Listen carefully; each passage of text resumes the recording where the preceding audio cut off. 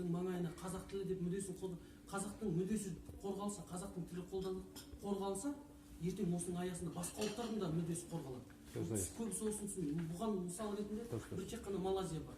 Оған Малайзияны қоспай-ақ Түркияны алайық. Сол бір тілдің, бір ұлттың аясына бүкіл ұлт сиып кетеді. Осы мүддені біз қолымыздан келгенше жаңа кеше жаздық қой.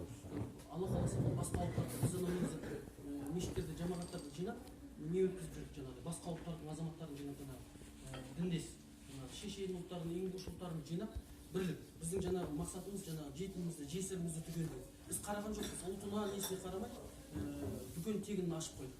Бұл жерден жаңа киім кию, тегін киімдер, мысалы таза киімдерді апарады, адамдар келіп алады. Біздің жаңағы ұйымдастырып тура сонда жаңағыдай қайырымдылық шаралары, мектепке дайындау. Бұл жерде тағы да ұлтқа қарамаймыз, ұлысқа қарамаймыз.